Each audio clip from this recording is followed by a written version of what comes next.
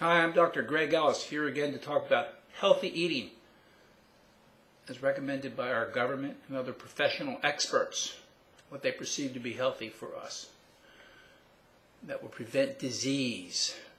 I have here a clip from USA Today. The title is Eat Healthy, USDA Center Serves Nutrition Guidelines on My Plate. So rather than the more confusing food pyramid, they've laid a plate out and divided it into 4 sections. So put your vegetables here, your grains here, your fruits here, your protein here.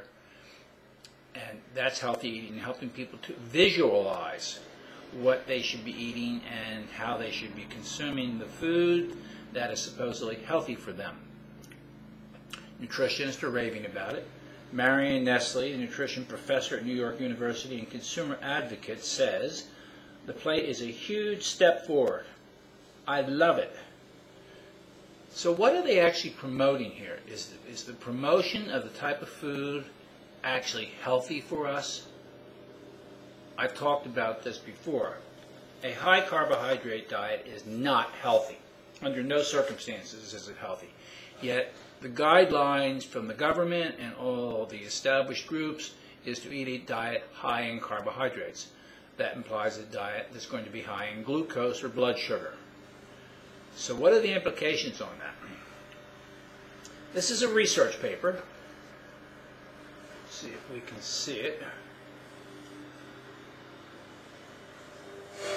Dysregulation of fatty acid metabolism in the etiology of type 2 diabetes. Well, what does all that mean? It means that the author is proposing that problems associated with the way the body processes fat is the cause of type 2 diabetes. Now, this is a 2001 paper, so it's just 10 years old, and Dr. J. Dennis McGarry published this and talked about, I got a kid mowing the grass, talked about the cause of type 2 diabetes and what they now suspect is the underlying thing. So most people believe that diabetes is a disturbance of the way the body processes glucose or sugar, and that it's related to insulin needs. What McGarry is pointing out to us through this work, actually what happens first is there is a breakdown in the way the body processes fat.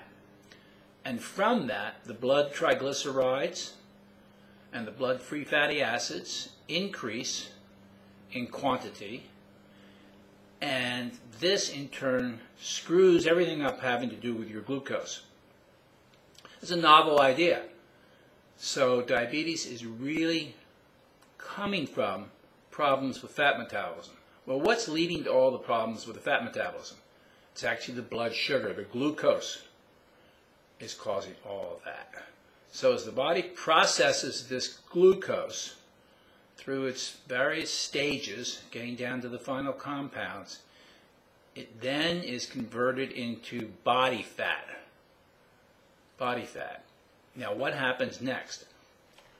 Fat begins to accumulate in various tissues, particularly in the muscle cell, and the hallmark of type 2 diabetes is something called insulin resistance, meaning the hormone insulin doesn't act on the cell wall anymore to cause it to readily take up the glucose, which is one of its main functions. Its main function, of course, is to determine the release of fat from the fat cell. So now as this fat accumulates inside the muscle cell, it actually sends out a signal to the cell membrane and says, don't take up any more glucose. I don't want it. I have plenty here, I have plenty of fat, I'm making plenty of fat, and we just don't want to see this anymore. So that's the main dysregulation, and of course then you get insulin resistance, and after that your pancreas actually begins to break down, and you start living in a state of high insulin levels, and all the associated disease problems with that related to blood fats, which are coming because of the glucose, not because of the blood fat. The glucose is getting turned into this. So this is really what type 2 diabetes is. And McGarry argues that we have to increase the body's ability to burn fat. Well, that's controlled by a substance that is manufactured from glucose. So as you're processing the glucose, it's going to be turned into this substance, which in turn leads to the production of fat.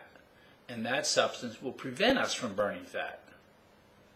So now we're really in a hole. We can't get out of the diabetic hole.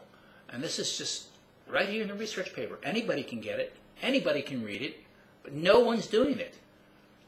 So now we have the government driving us into a state of diabetes and other medical problems. Diabetes obviously is associated with obesity. Obesity is associated with imbalance in calories and also with problems with the insulin levels, as we know, as I've discussed. So this is a real mess. It's just getting worse. Nobody's doing their homework. The country's going bankrupt. People are getting less healthy, not healthier.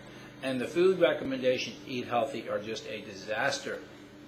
That is not, eating a high carbohydrate diet is not healthy in any way.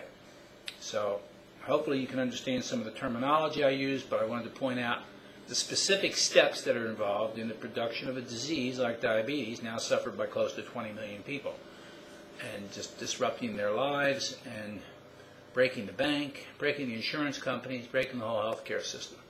So that's what we're getting by paying attention to the healthy eating recommendations. I'm Dr. Greg Ellis.